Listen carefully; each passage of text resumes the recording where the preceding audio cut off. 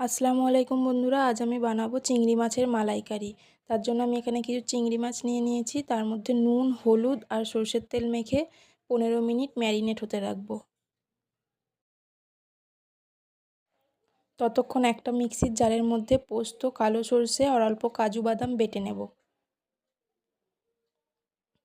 আর একটা কড়াইয়ের মধ্যে সরষের তেল দিয়ে চিংড়ি মাছগুলো ভেজে নেব।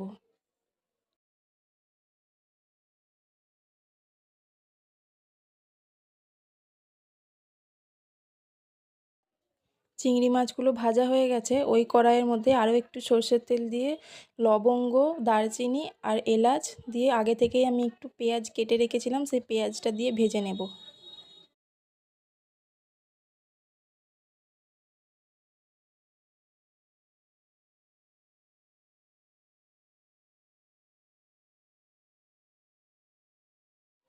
পেঁয়াজটা ভাজা হয়ে গেছে। এবার এর মধ্যে একটু রসুন বাটা আর একটু কাঁচা লঙ্কা বাটা দিয়ে পুরোটা ভালো করে নেড়ে চেড়ে আরও একটু ভেজে নেব। এবার এর মধ্যে দিয়ে দেবো কিছু বেসিক মশলা, হলুদ গুঁড়ো, জিরে গুঁড়ো আর ধনে গুঁড়ো, আর অল্প জল দিয়ে পুরো মশলাটা ভালো করে কষিয়ে নেব।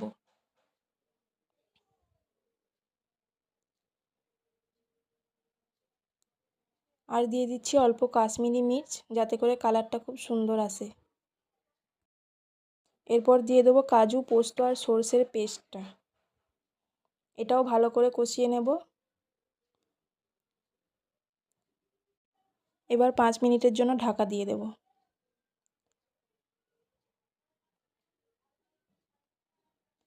এবার দিয়ে দেবো ফেটানো টক দই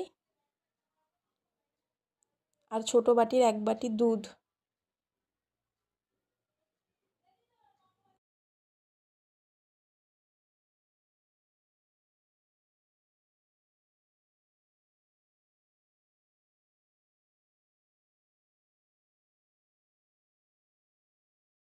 আর দিয়ে দিলাম স্বাদ মতন লবণ।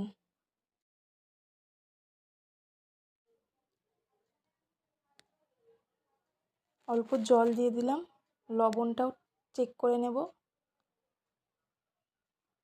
এবার দিয়ে দেবো ভেজে রাখা চিংড়ি মাছগুলো, আর উপর থেকে দিয়ে দেবো গরম মশলা।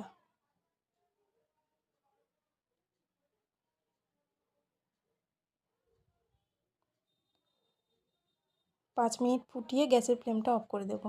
ব্যাস রেডি আমাদের চিংড়ি মাছের মালাইকারি। আপনারা জানাবেন কমেন্টে আপনাদের কেমন লেগেছে রেসিপিটা। আরও নতুন রান্নার ভিডিও পেতে চাইলে চ্যানেলটা লাইক এবং সাবস্ক্রাইব করে পাশে থাকবেন। আল্লাহ হাফিজ।